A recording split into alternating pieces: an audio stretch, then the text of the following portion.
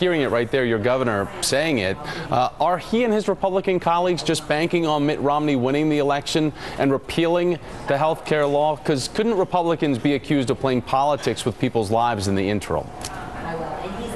I think it's a fair analysis of Medicaid that it's a broken system, that putting more money into it will not rescue the system, and as it is currently constituted, accepting greater obligation, frankly, is bad for the financial health of the states, of the federal government, and ultimately for patients.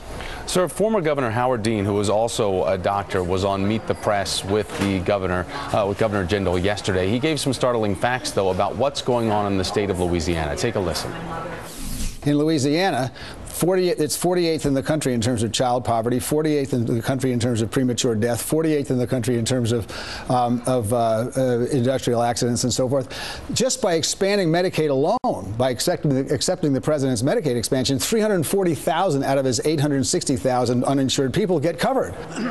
Sir, as a congressman, also as a doctor, when you hear about what's going on in your home state of Louisiana, how can it not afford to implement the Medicaid expansion or the exchange?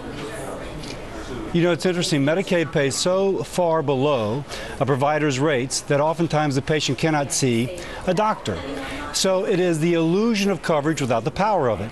Howard Dean's wife, a doctor in Vermont, does not accept Medicaid because Vermont Medicaid pays so poorly.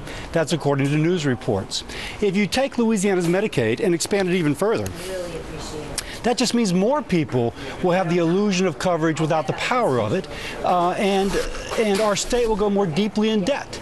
Now, that said, I was stopped walking Dr. Dean's wife has the luxury of being able to opt out of choosing to use Medicaid because her own practice as a doctor and her own capabilities of her own finances afford her better medical treatment that people in Louisiana might not have the option to do. She does not accept Medicaid patients. She does not accept Medicaid patients. That's the point. It pays so poorly that she does not accept Medicaid patients. I was walking home from church yesterday. A woman stopped me. She takes in foster children. She cannot get therapy for them because Medicaid pays so poorly. It's not just Louisiana. The New York Times ran a series of articles about this, of how across the nation Medicaid pays so poorly, patients cannot see doctors. If this is our solution for the lower income, it's not a solution. Forgive me, I heard you incorrectly, but when we talk about what solutions are the potential options then, what are the right options for the state of Louisiana, for the larger picture as we look at it nationally, if people are against the Affordable Care Act? Yeah, if your goals are to provide access to quality medicine at an affordable cost, you have to first lower cost. If you don't lower cost first, then access ultimately suffers, as does quality. Medicaid's prime example. So the first thing you have to do is lower cost. Republican solutions center around this as a primary variable, if you will. Empirically, we know that once you do that, access to quality medicine expands. Sir, when we look at Massachusetts, though, as being a model for potentially what the rest of the country could look at, they've seen their health care costs lowered and done so dramatically. No, they've seen them skyrocket. Massachusetts, in their small business insurance market, has the highest premiums in the nation.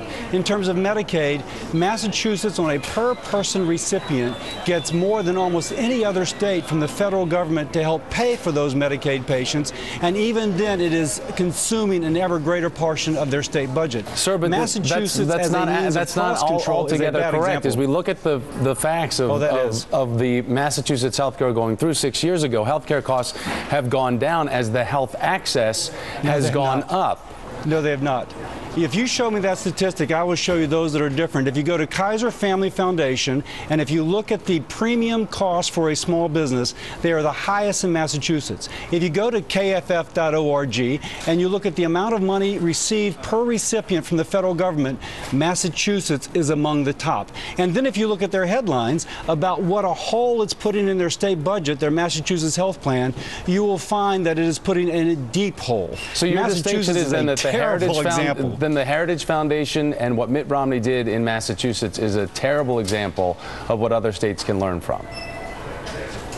First, I will say that a good college try, and Governor Romney points out that he attempted to veto some of the provisions, that his veto was overridden, and Deval Patrick has taken it in a different direction. That's number one.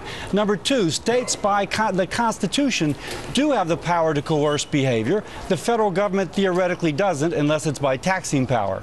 And so good for Massachusetts that they gave it a try, but once you see that their costs are exploding, why in the heck are you taking it to the rest of the country? Incredibly bad logic, bad for patients, bad for our fiscal health. Congressman Bill Cassidy, Republican from Louisiana. Sir, thanks for your time this morning. I appreciate it.